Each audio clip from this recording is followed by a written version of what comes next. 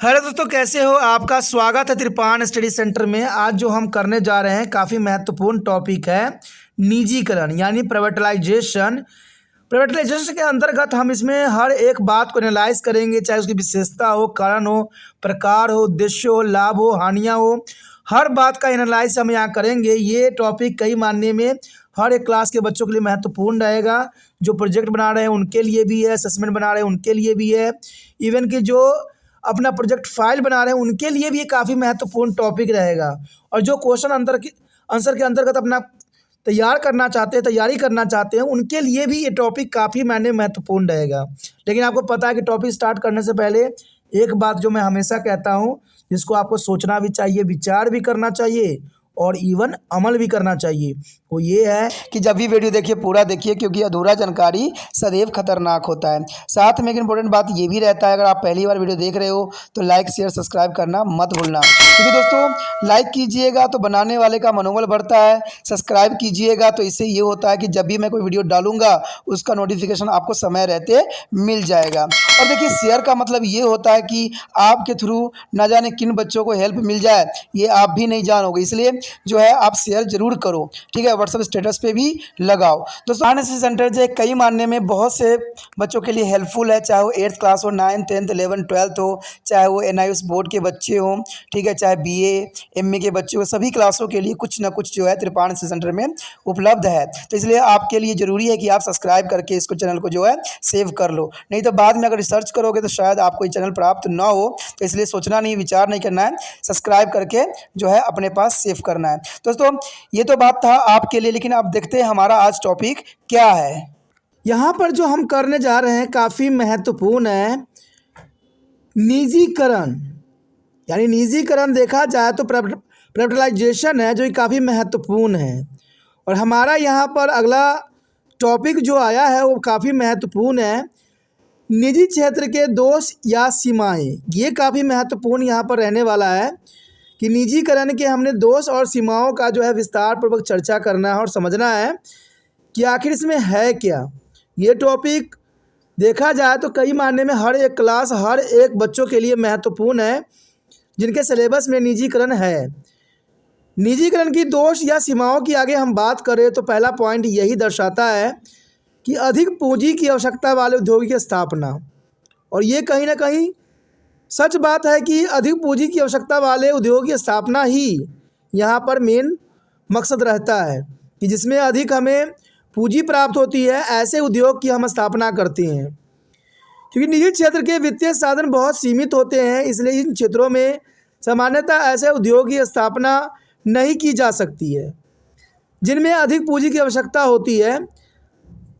आधारभूत उद्योग की स्थापना में इसका योगदान बहुत कम होने के कारण इसको माध्यम से देश की आर्थिक विकास को गति नहीं मिल पाती है। तो ये कहीं ना कहीं बहुत ही महत्वपूर्ण बात है कि अधिक पूंजी की आवश्यकता वाले उद्योग की स्थापना करने से जो है देश को आर्थिक विकास की गति नहीं मिलती है, देश की विकास जो है रुक जाती है, क्योंकि हमारा सोच जो है सिर्फ अधिक से अधिक जो है लाभ कमाना होता है, लेकिन देश के प्रति हमारा सोच जो होता है ख़त्म हो जाता है, जिनके कारण देश के आर्थिक विकास की गति नहीं हो पाती है। तो ये काफ़ी महत्वपूर्ण यहाँ पर दोष और सीमाएं हैं कि अधिक पूंजी की आवश्यकता वाले उद्योग की स्थापना के कारण देश का विकास नहीं हो पा रहा है। आगे अगर हम बात करें नैतिकता की उपेक्षा, तो ये भी काफ़ी महत्वपूर्ण बात है, नैतिकता की उपेक्षा। निजी क्षेत्र में निजी लाभ की प्रेरणा के समक्ष नैतिकता का समर्पण कर दिया जाता है। वस्तुओं में मिलावट, नकली दवाओं का उत्पादन, कम तौल, किस्म संबंधी जो है दुराचार आदि निजी क्षेत्रों में सर्वत्र पाए जाते हैं। तो ये भी काफ़ी महत्वपूर्ण बात है कि नैतिकता की उपेक्षा की जरूर जाती है और यही सबसे बड़ी दोष होती है। आज आप किसी भी क्षेत्र में चले जाओ, कहीं भी चले जाओ, वहाँ पर वस्तु में मिलावट, नकली दवाओं का उत्पादन, कम तौल, किस्म संबंधी दुराचार आदि निजी क्षेत्रों में सर्वत्र पाए जाते हैं। और मैं इसमें आप साधारण ही एक उदाहरण दे सकता हूँ आपके समक्ष कि आप लोग सरसों के तेल खरीदते ही होगे, उसमें कितने लीटर समझ के खरीदते हो? आप दुकानदार को क्या कहते हो कि मुझे 1 लीटर का ना तेल चाहिए, यही बोलते हो। और उस पर क्या लिखा होता है? उस पर लिखा होता है सिर्फ 900 जो है ग्राम लिखा होता है। तो आप समझ सकते हो कि 100 ग्राम का चोरी किसने किया? कंपनी ने किया, सरकार ने किया, या आम गरीबों को ये लूटने का काम कर रहे हैं। आज कोई भी सामान खरीद लो, जो बातें उसमें लिखी होती है वो मापदंड पे नहीं उतरता है, और इससे सबसे अधिक जो फ़ायदा होता है कंपनियों को फ़ायदा होता है। मैं तो यही बात समझ नहीं पा रहा हूँ कि भारत सरकार करती क्या है। ये ताल मोल और जो ये मिलावटें और जो ये कम तौल जो होती है उस पर क्यों नहीं रिएक्शन लेती हैं? क्या भारत सरकार इतनी कमज़ोर हो चुकी है? मैं तो हैरान होता हूँ कि तेल जो हर एक व्यक्तियों की, कहते हैं हर एक घर की ज़रूरत है, उसमें भी इतनी बड़े बड़े लोग भी इस बात को देखते हैं लेकिन नज़रअंदाज कर देते हैं। किस कारण? जब आप 1 लीटर का दाम ले रहे हो, हमारे 1000 ग्राम का दाम ले रहे हो, तो 900 ग्राम देने का क्या अर्थ होता है? क्या किसी ने इस पर प्रश्न उठाया? मैं तो यहाँ पर एक ही बात कहता हूँ कि यहाँ सरकारी विभाग सिर्फ तमाशा देखने के लिए बनाई गई है, एक्शन लेने के लिए कुछ भी नहीं यहाँ पर देखने को मिलता है। तो इसी कारण जो है नैतिकता की उपेक्षा होती चली जा रही है। देखा जाए तो सबसे बड़ा दोष माना जा सकता है कि वस्तुओं में मिलावट, नकली दवाइयों का उत्पादन। दूसरी बात, अगर नकली दवाइयों की बात करें तो आज नकली दवाइयों की एक होड़ लगी हुई है, और ये सारे नकली दवाइयों का उत्पादन वो कंपनियां कर रही है जो सरकार से मान्यता प्राप्त कर रखी है। क्योंकि कोई भी दवाइयाँ सरकार के मान्यता प्राप्त के उत्पादन का ही परिणाम स्वरूप होता है। कोई ऐसे ही नहीं बना सकता। जब तक सरकार जो है दवाई बनाने का परमिशन नहीं देता है, नकली दवाई भी नहीं बनाई जाती है। तो आप समझ सकते हो कि सरकार सिर्फ यहाँ पर झूठी खेल खेल रही है और आम जनता को यहाँ पर बेवकूफ़ बनाने की सबसे बड़ी साजिश चल रही है। और यहाँ तक देखा जाए तो मिलावटी चीज़ों की तो आप बात ही ना करें। आज मिलावटी चीज़ों की तो ऐसी ऐसी चीज़ें होती है कि समझ ही नहीं आता है। मैंने भी एक प्रचलित कंपनी से जो है एक शहद का एक बोतल लिया, लेकिन ये शहद का क्या हुआ आप समझ सकते हो कि जैसे ही सर्दी आया वो बिल्कुल ही वाइट पड़ गया। लेकिन जो मेरे गांव से आ रखा था शहद था वो बिल्कुल जैसा का तैसा ही रहा।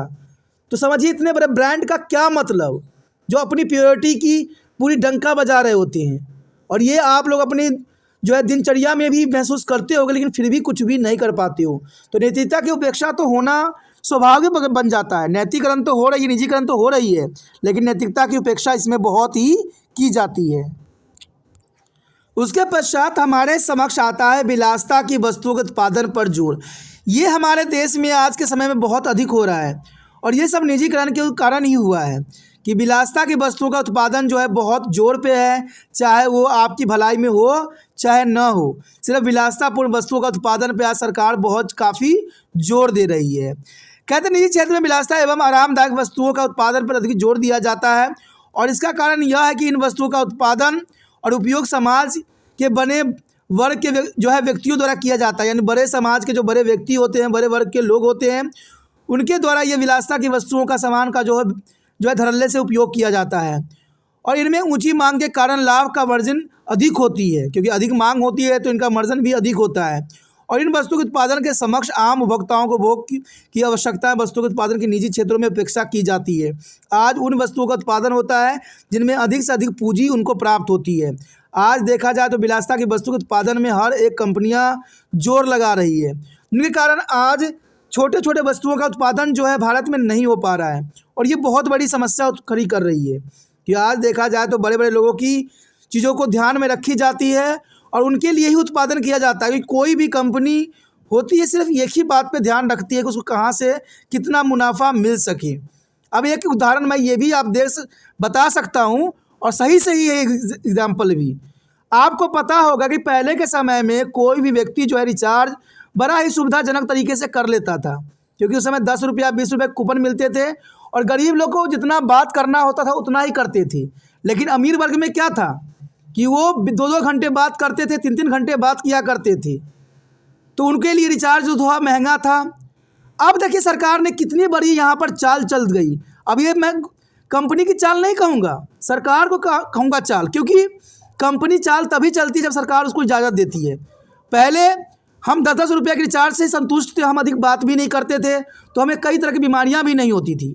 लेकिन आज सरकार ने जो है इनके रिचार्ज वाले कंपनियों को सब कुछ जो है छूट दे दिया कि आप सारे रिचार्ज को एक जैसा कर दो, गरीब के लिए वही, अमीर के लिए वही। अब यही प्रश्न मैं उठा रहा हूँ कि गरीब और अमीर में क्या सरकार को नज़र फ़र्क नहीं दिखा? तो बात तो वही हो गया ना, गरीबों से जितना मर्जी लूट लो, चाहे अमीरों को सब पहुँचा दो। ये बहुत बड़ी समस्या है दोस्तों। यही बात यहाँ मैं समझाने की कोशिश कर रहा हूँ और यही बात यहाँ आता है कि अमीर लोगों की जो रहन सहन की वस्तुओं में सब कुछ बदलता चला जा रहा है। सरकार को कूपन वाली चीज़ों में करने में क्या हर्ज थी?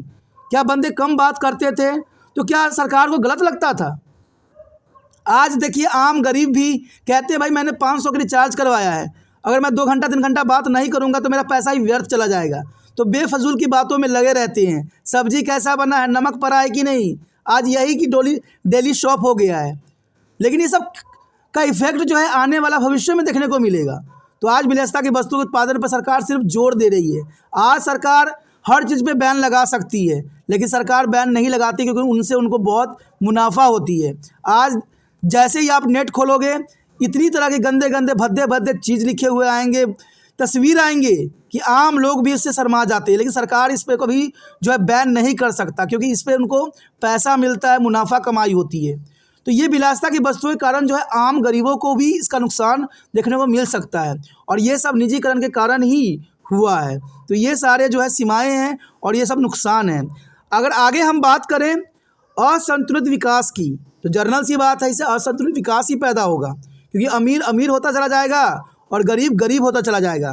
क्योंकि गरीब जो 2 रुपया पहले बचा के बच्चों के खाने पीने में लगाता था आज रिचार्ज में लगवाएगा, क्योंकि कहते हैं ना फ़ोन के बिना तो ज़िंदगी आज अधूरा हो गई है। तो सरकार को इस पर एक्शन लेने की ज़रूरत है और समझने की भी ज़रूरत है। लेकिन मुझे पता है ना तो सरकार इस पर एक्शन लेगी ना इसको सोचेगी, क्योंकि सरकार को सबसे अधिक मुनाफा तो इन कंपनियों से ही होती है। जब इलेक्शन आते हैं तो यही कंपनियां सब जो है उनके जेब भरते हैं और इलेक्शन में पैसा लगाते हैं। तो सरकार ये कभी कर भी नहीं सकती, इसमें कोई दो राय नहीं है। असंतुलित विकास की अगर बात करें तो निजी क्षेत्रों के उद्योगों में ऐसे स्थानों पर स्थापित होने की प्रवृत्ति होती है जो कि पहले से ही विकसित है, जहां वित्तीय, परिवहन एवं आधार संचरण संबंधी सुविधाएं पहले से ही लाभ बढ़ा जाता है। पिछले क्षेत्रों में लाभ की दर कम होने के कारण निजी में उद्योगपति वहाँ उद्योग को स्थापना नहीं करते हैं। इससे जो है अर्थव्यवस्था का असंतुलित विकास होता है। इसका मतलब ये हुआ दोस्तों कि आज बड़े बड़े कंपनियां भी वहाँ पर अपनी कंपनियां लगाना चाहते हैं जहाँ पर उनको मुनाफा होती है। वो इसलिए आज के समय में देखिएगा कि बड़े बड़े शहरों में ही बड़े बड़े कंपनियां जो होती है लगाई जाती है, गांव में नहीं लगाई जाती है, क्योंकि गांव में लगाने से कंपनियां डूब सकती है, कंपनियों को बहुत नुकसान पहुंचती है। इसलिए कंपनियां जो है बड़े बड़े शहरों में ही स्थापित की जाती है और इससे ये नुकसान होता है कि गांव के लोग जो हैं शहरों की तरफ पलायन करते हैं और इसी कारण से रेल में, बस में, ट्रक में सब जगह भीड़ की एक मार झेलनी पड़ती है और किराया भी 2 से 3 गुना होता है और ये देश की अर्थव्यवस्था को बिल्कुल ही चरमरा सा देता है। क्योंकि कारण क्या होता है? असंतुलित विकास के कारण। अगर यही गाँव में फैक्ट्री लगाई जाती, गाँव के आसपास होता तो लोग पलायन भी नहीं करते और शहरों पर दबाव भी इतना अधिक नहीं पड़ता और न ही अपराध की प्रवृत्ति बढ़ती। तो ये सब सरकार नहीं सोच रही है, नहीं विचार कर रही है। सरकार तो सिर्फ आप लोगों को एक ढकोसला दे रही है कि सबका साथ सबका विकास, और सबका साथ सिर्फ साथ ही लेगी, विकास कभी करेगी नहीं। और इसी कारण जो है असंतुलित का जो है समस्या हमारे देश में पैदा होते चली जा रही है। उसके पश्चात हमारे समक्ष आता है प्राकृतिक संसाधनों का अपव्यय। देखिए काफ़ी महत्वपूर्ण है। यदि देश की प्राकृतिक संसाधनों का उपयोग करने के लिए निजी क्षेत्र को छूट दे दी जाए तो वह अपने निजी क्षेत्र को अधिकतम करने के उद्देश्य से इन साधनों का धनाधूर उपयोग करने लग जाएंगे। इसमें कोई दो राय नहीं है। अगर सरकार से अगर निजी कंपनियां एक पेड़ काटने की इजाज़त लेती है तो उसकी जगह 1000 पेड़ काट के रख देती है। तो ये देखा जाए प्राकृतिक संसाधनों का अपव्यय जो है निजी कंपनियां बहुत ही जो है बुरी तरीक़ा से कर रही है। इसे देश की प्राकृतिक संसाधनों का अपव्यय होने की संभावना होगी। निजी क्षेत्र अनियोजित तरीके से इसका उपयोग जो है तत्कालीन लाभ के उद्देश्य से करेगा, जिससे भविष्य में इन साधनों को समाप्त हो जाने का खतरा सदैव बना ही रहेगा और इसमें कोई दो राय नहीं है। आज हम देखते हैं हमारे पर्यावरण में ऐसे बहुत से जीव जंतु हैं, पेड़ पौधे हैं जो ख़त्म हो गए। भारत में इतने चंदन की लकड़ियाँ हुआ करती थी, आज बड़े बड़े जो है उद्योगपतियों के कारण ये चंदन तो हमारे देश से ही गायब होते चले जा रहे हैं और आने वाला समय में शायद हमारे देश में कहीं भी नज़र ना आए। तो ये सब बातें जो होती है बहुत ही महत्वपूर्ण होती है। कहते हैं आज निजी कंपनियों के हाथों में देने के कारण हमारा कहते हैं फ़ायदा कम हो रहा है, नुकसान अधिक हो रहा है। आज देखा जाए तो हम वही काम फिर से दोहरा रहे हैं जो अंग्रेज़ों के समय हुआ था।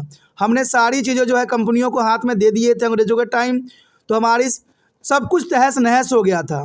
राजा महाराजा ने भी यही गलती किया कि कंपनियों को सारा अधिकार देने लग गई, जिनके कारण जो है उनके हाथ से ही पूरा देश चला गया।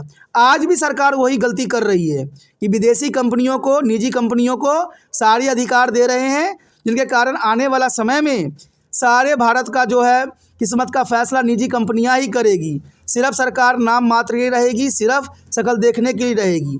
और ये सब होता है, कहते हैं प्राकृतिक जो संपदा का नष्ट हो रहा है, ये बहुत बड़ा दुष्कर्म कार्य है। आज आप किसी क्षेत्र में चले जाइए, बड़े बड़े कंपनियों ने घर बनाने का ठेका ले लिया है और इसके कारण जो है प्राकृतिक आवास जो है ख़त्म होते चले जा रहे हैं।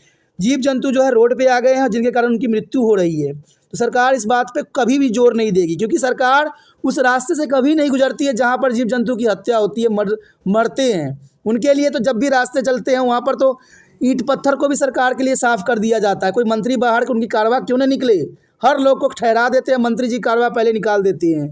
तो यही तो हमारी देश की सबसे बड़ी विडंबना है कि कहते हैं हम आम व्यक्ति हैं, लेकिन आम के जगह जैसे ही उनको पोस्ट मिल जाता है वो खास हो जाती है। आम गरीब जो है एम्बुलेंस में तरफ तरफ के मर रहा होता है और मंत्री जी का काफिला गुजर रहा होता है। सोचिए कैसी विचारधारा है। जो व्यक्ति कहते हैं कि हम आम जनता के लिए, आम व्यक्तियों के लिए है, तो आम व्यक्ति तो मर रहे हैं और आपकी काफिला निकल रही है। कभी सरकार ने इस बात पर सोचा? कभी नहीं सोचेंगे। तभी तो पूरे देश को जो है इन्होंने निजीकरण करने के उद्देश्य से रखा है और हर क्षेत्र को निजीकरण कर दिया है। ये नहीं कि अपने क्षेत्रों में सशक्ति बरते, अपने क्षेत्रों को जो है सही से विकास करे, सब निजी कंपनियों के हाथों में सौंप रहे हैं। तो वही होगा जो हमारे ब्रिटिश समय काल में हुआ था, राजा महाराजाओं के समय हुआ था। कहते हैं दोस्तों, हमेशा इतिहास दोहराई जाती है और यही इतिहास फिर से दोहराई जा रही है, क्योंकि हमने काफ़ी समय आज़ाद रह लिए ना। अब हमें प्राथमिकता की अभी आवश्यकता है।